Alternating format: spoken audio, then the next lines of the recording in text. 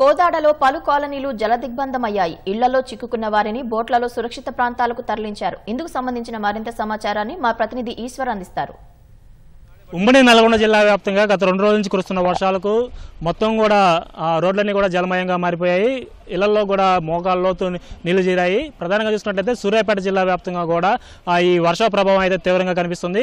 ప్రస్తుతం మనం కోదాడ పట్టణంలో ఉన్నాము. కోదాడలోని షిరిడి సాయి నగర్లో ఇక్కడైతే వరద నీరు ప్రవాహంగా కొనసాగుతుంది. ఇళ్లలోకి అయితే భారీగా వరద ప్రవాహం కొనసాగుతుంది.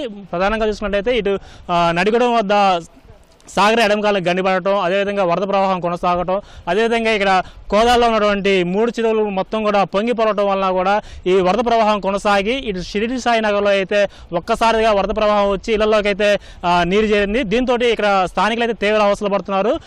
స్థానికుల సమాచారం మేరకు ఇక్కడ అగ్నిమాపక సిబ్బంది అయితే హుటాహుటిన ఘటనా స్థలానికి చేరుకొని ఇక్కడ ఉన్నటువంటి స్థానికులు అయితే సురక్షిత ప్రాంతాలనేది తరలించడానికి అయితే రెస్క్యూ ఆపరేషన్ కూడా చేపట్టారు. మనతో పాటు జిల్లా అధికారి అగ్నిమాపక అధికారి ఉన్నారు. వారిని అడిగి తీసుకుందాం. ఈ రెస్క్యూ ఆపరేషన్ మీరు ఏ టైంలో స్టార్ట్ చేశారు? మీకు ఎప్పుడు సమాచారం వచ్చింది? ఎంతమందిని రెస్క్యూ చేశారు? యాక్చువల్గా నైట్ కాల్ వచ్చింది సార్. ఏసీ ఆఫీస్ దగ్గర ఒక ఆటోలో 6 మెంబర్స్ స్ట్రక్ అయ్యారని చెప్పేసి వాటర్ ఫ్లోటింగ్ ఉండడం వల్ల వాటర్ హెవీ ఫ్లోటింగ్ ఉండడం వల్ల వాళ్ళకి మూమెంట్ రావట్లేదు, ఆటో ఆగిపోయిందని చెప్పేసి కాల్ రావడం జరిగింది.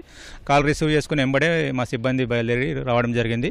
వాళ్ళని 6 మందిని కూడా అక్కడ సేవ్ చేసిన తర్వాత మిగతా వివిధ ప్రాంతాలలో కోదాడ పట్టణం మొత్తం కూడా వరదలు విస్తరించినాయి. శ్రీమన్నారాయణ కాలనీ, మాతా నగర్, శ్రీరంగపురం, ఫైనల్గా వచ్చేసి ఇక్కడ షిరిడి సాయి నగర్లో మనకి ఇక్కడ పెద్ద చెరువు ఉండడం వల్ల దాని యొక్క కెపాసిటీ లెవెల్ ఎక్కువ రావడం వల్ల అలుగు ఎక్కువ రావడం వల్ల రాత్రి కూడా రెస్క్యూ చేసేసి దాదాపుగా 100-150 మందిని మేము కోదాడ ఖమ్మం పోయే పట్టణానికి మొత్తం రోడ్ మొత్తం జామ్ అయిపోయేసి మొత్తం స్టక్ అయిపోయారు. అక్కడ వాళ్ళు ఇక్కడ వాళ్ళు అక్కడ రాకుండా ఇబ్బందులు ఉండే మా రోప్ సాయంతో అందరినీ కూడా దాటించడం జరిగింది.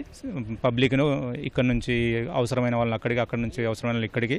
దాంతోపాటు ఈరోజు పొద్దున్నే 4 గంటలకు మనకు కాల్ రావడం జరిగింది. ఇక్కడ షిరిడి సాయి నగర్లో వాటర్ ఫ్లో ఎక్కువ వచ్చేసేసి అలుగు మొత్తం నిండిపోయి బయటకు వస్తుంది. వాటర్ వచ్చేసేసి మొత్తం ఇళ్ళన్నీ చుట్టుముట్టిందని చెప్పేసి ఇక్కడ ఉన్న వాళ్ళకు ఇబ్బందులు ఉన్నాయని చెప్పేసి ఇన్ఫర్మేషన్ రావడం జరిగింది. వెంబడే మా సిబ్బంది వచ్చేసి ఇక్కడ ఉన్నటువంటి మైనారిటీ గురుకుల పాఠశాల నుంచి దాదాపుగా 100 మందిని స్టూడెంట్స్ను కాపాడడం జరిగింది. ట్రాక్టర్స్ మరియు జేసీబీ సాయంతో మా సిబ్బంది తీవ్రమైన రిస్క్ చేసేసి దాదాపుగా ఇప్పటివరకు మేము ఒక 200 మంది వరకు కాపాడినాము. బోటు కూడా తీసుకొచ్చాము. బోటు సాయంతో కూడా ఇప్పటివరకు ఒక 6 మెంబర్స్ చిల్డ్రన్స్ను ప్లస్ ఒక 4 మెంబర్స్ పెద్దవాళ్ళను పొద్దున రెస్క్యూ చేయడం జరిగింది. వీళ్ళందరూ కూడా మధ్యలో ఒక కాలువ అనేది బాగా హెవీగా ఉన్నది ఫ్లో. ఆ ఫ్లో అవతల ఉన్నారు కాబట్టి వాళ్ళకి ఇక్కడ రోడ్ సైడ్ రావడానికి చాలా ఇబ్బందిగా ఉండే వాళ్ళని బోట్ సాయంతో తీసుకురావడం జరిగింది. ఇప్పుడు ఆ కాలువ అవతల కూడా ఎవరు లేకుండా అందరూ కూడా సురక్షితంగా ఇక్కడ రావడం జరిగింది.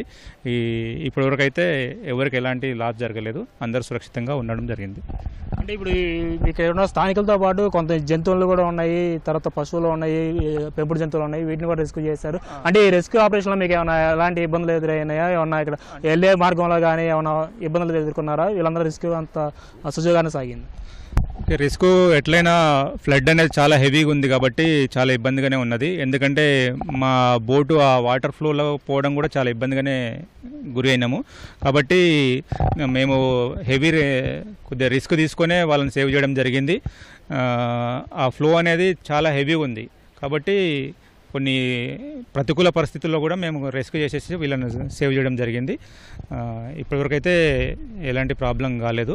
వీళ్ళు ఇప్పుడు ఈ లేడీస్తో పాటు ఒక 2 వాళ్ళ పెంపుడు చిన్న పప్పి డాగ్స్ ఉన్నాయి, అవి కూడా తీసుకురావడం జరిగింది. సేఫ్గా తీసుకొని రావడం జరిగింది. ఇక్కడ మనతో పాటు ఇక్కడ నివసించే స్థానికులు ఉన్నారు. వాళ్ళని అడిగి చూసుకుందాం. అసలు ఈ వర్షం ఎప్పటి నుంచి కురుస్తుంది, ఈ ఇళ్లలోకి ఎప్పుడు వరద నీరు చేరింది, అయితే వీళ్ళని ఎవరు రెస్క్యూ చేశారు, ఎలాంటి పరిస్థితుల్లో రెస్క్యూ చేశారు, ఇప్పుడు వాళ్ళ పరిస్థితి ఎలా ఉంది, వాళ్ళని అడిగి చూసుకుందాం. చెప్పండమ్మా, మీరు మీకు ఇళ్లలోకి ఎప్పుడు నీరు వచ్చింది, ఎలా ఉంది ఇక్కడ మీకు పరిస్థితి ఏంటి? నిన్న 6 నుంచే వర్షం వస్తుందండి. 6 వర్షం వస్తుంది, అంతగా పట్టించుకోలేదు, రావు వాటర్ అనుకున్నాం. ప్రతిసారి వచ్చినాయి కానీ వాటర్ ఇళ్లలోకి అయితే రాలేదు. ఈసారి 7 నుంచే మొదలైంది. ఇంట్లోకి వచ్చేసి మా మగ పిల్లలు కూడా లేరు, చిన్న పిల్లలు, పెద్దవాళ్ళు పిల్లలు మాత్రమే ఇంట్లో ఉన్నాయి. ఇంకా 7 నుంచే ఇంట్లోకి వాటర్ వచ్చేసి మా మగ పిల్లలకు ఫోన్ చేసాం. అయితే పొద్దున వాళ్ళని రావద్దని చెప్పి, ఇక్కడ వాటర్ బాగా ఉందని వాళ్ళు రావద్దని చెప్పాం. ఇంకా పొద్దున్నే మా ఆయన గారు వచ్చేసి ఇంకా ఫోన్ చేశారంటే ఫైర్ డిపార్ట్మెంట్స్ నుంచి వచ్చారు.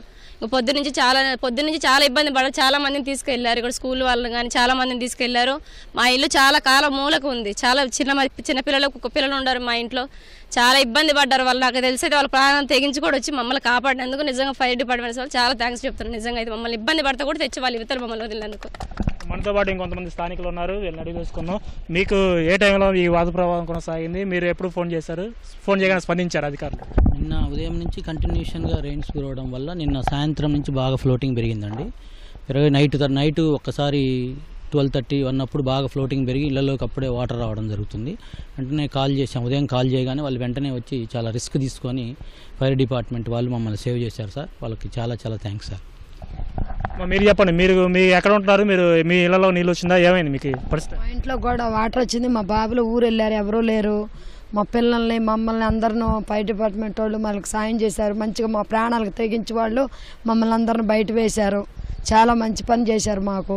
మా పిల్లలు, మా కుక్కలు, మేము అందరం సేవ్ అయ్యాం. రాత్రి 6 గంటల నుంచే వరద ప్రమాదం బాగా సాగుతుంది. మా ఇళ్ళ నిండా వాటర్ వచ్చినాయి. మేము అసలు నిలబడటానికి స్థానం లేదు, కూర్చుండానికి స్థానం లేదు. మా పిల్లలు అందరూ ఏడుస్తున్నారు, మేము ఏడుస్తున్నాం. అసలు మాకు ఎంతో అగాధంలో ఉన్నట్లే ఉందండి. కానీ దానికి వాళ్ళందరూ వచ్చి మాకు పొద్దున్నే ఉదయం అందరూ మమ్మల్ని అందరూ సేవ్ చేశారు. చాలా మాకు మేలు చేశారు. వాళ్ళకి మేము కృతజ్ఞతలు చెబుతున్నాం. ఈ మొత్తంగా కూడా గత 2 రోజుల నుంచి కురుస్తున్న వర్షాలకి రహదారులన్నీ జలమయం అయ్యాయి. వీటితో పాటు లోతట్టు ప్రాంతాలన్నీ కూడా నీట మునిగాయి. అయితే సకాలంలో అగ్నిమాపక సిబ్బంది స్పందించడంతో ఇటు ప్రాణ నష్టం, ఆస్తి నష్టం అయితే తప్పిందని చెప్పుకోవచ్చు. రాత్రి నుంచి కూడా ఇటు హుజూర్ నగర్ నియోజకవర్గంలో, ఇటు కోదాడ నియోజకవర్గంలో కూడా ఎక్కడైతే లోతట్టు ప్రాంతాలన్నీ కూడా జలమయం అయ్యాయో, ఎక్కడైతే ప్రజలు ఇబ్బంది పడుతున్నారో అక్కడికి అగ్నిమాపక సిబ్బంది టీం అయితే చేరుకొని అక్కడ లోతట్టు ప్రాంతాల్లో ఉన్న వాళ్ళందరినీ కూడా సురక్షిత ప్రాంతాలకి తరలిస్తున్నారు. ప్రస్తుతం ఇక్కడ షిరిడి సాయి నగర్లో ఉన్నటువంటి ఈ ఎవరైతే నీటి ప్రవాహంతో చిక్కుని ఉన్నారో ఆ ఇళ్లలో కూడా ఇప్పటి వరకు కూడా సుమారు 200 మందిగా కూడా స్థానికులను అయితే సురక్షిత ప్రాంతాలకు అయితే తరలించిన పరిస్థితి అయితే ఉంది. ఇది ఇక్కడ నుండి తాజా సమాచారం. కెమెరామెన్ జనార్దన్తో ఈశ్వర్, ఈటీవీ న్యూస్, కోదాడ.